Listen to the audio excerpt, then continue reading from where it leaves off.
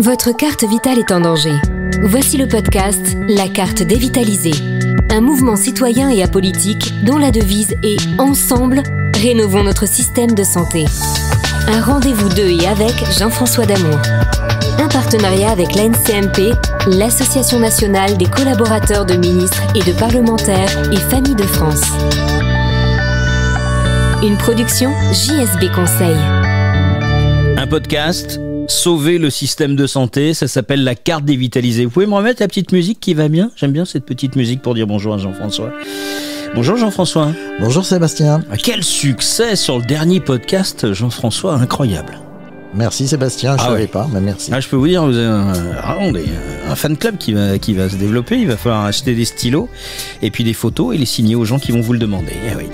Dans un instant, vous allez répondre à une nouvelle question et non des moindres. Question que je lis, que nous avons reçue. On parle de numerus clausus dans l'actualité. Deux questions en une. En quoi cela va-t-il changer? Donc la vie, j'imagine, du patient et des médecins.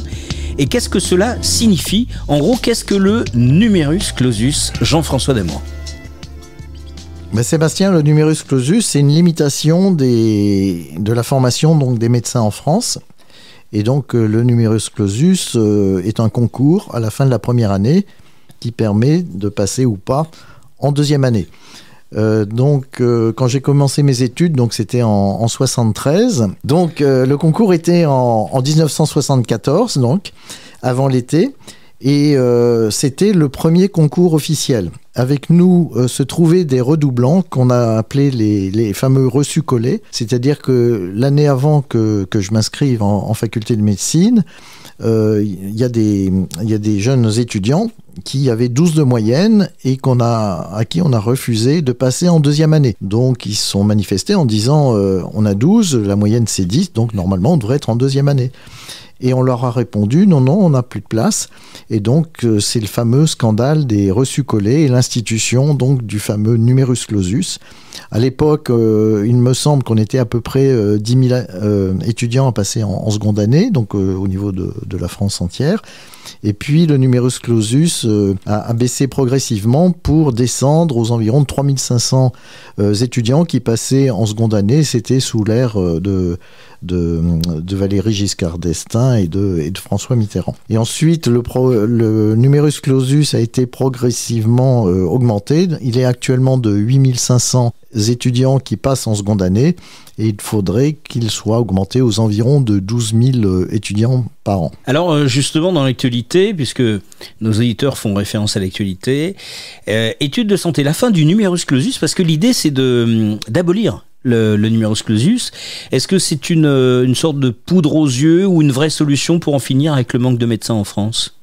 Alors ce qui est très étonnant, c'est qu'en effet on annonce la fin du numerus clausus, qui est parfaitement, si c'était la vérité, ça serait complètement surréaliste, puisque déjà il n'y aurait pas assez de place dans les hôpitaux pour former les étudiants. Et si c'était un examen, le taux de réussite d'un examen, ça se situe en général entre 70 et 90%. Donc j'ai pas bien compris pourquoi le gouvernement disait qu'il allait abolir le numerus clausus.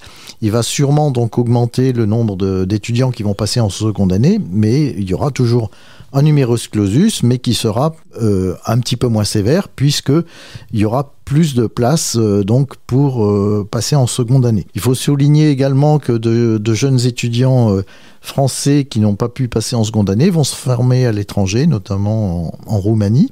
Quand ils reviennent en France et qui souhaitent donc faire leur internat dans les hôpitaux français, le problème c'est que le niveau de formation n'est pas équivalent à celui qui existe en France. Et donc il y a sur 100 étudiants roumains qui veulent être internes en France, il n'y a qu'un tiers qui a le niveau. Et donc il a été institué une formation complémentaire pour les 2 tiers qui justement n'avaient pas cette formation requise. Et au bout de cette formation, il y a la moitié donc de ces étudiants qui arrivent donc à rattraper un niveau tout à fait honorable, et malheureusement il y a l'autre moitié qui ne sera jamais au niveau. Ce qui veut dire qu'après une remise à niveau sur 100 médecins qui viennent de Roumanie, il y en aura toujours donc un tiers qui ne sera pas au niveau requis. Carte dévitalisée, numéro spécial. Zoom sur l'actualité santé. Depuis 2010, la première année commune des études de santé regroupe tous les étudiants espérant devenir médecin, sage-femme, dentiste ou pharmacien. En 2017, début du mandat d'Emmanuel Macron, 13 472 étudiants étaient admis en deuxième année, dont Jean-François, 8 124 en médecine pour 60 000 étudiants inscrits. Je pense que c'est un sujet sur lequel on reviendra. Hein. Tout à fait, c'est un sujet extrêmement important, non seulement pour les étudiants, dont certains donc qui rêvaient d'être médecins ou soignants n'ont pas pu s'accomplir dans cette carrière, et également pour la qualité donc du système de soins français. Vous venez d'écouter le podcast de la Carte dévitalisée, en partenariat avec l'NCMP, l'Association nationale des collaborateurs de ministres et de parlementaires, ainsi que Famille de France. Retrouvez-nous sur cartedévitalisée.fr, mais aussi sur tous les réseaux sociaux en tapant tout simplement Carte dévitalisée. Et n'oubliez pas notre devise, ensemble, rénovons notre système de santé.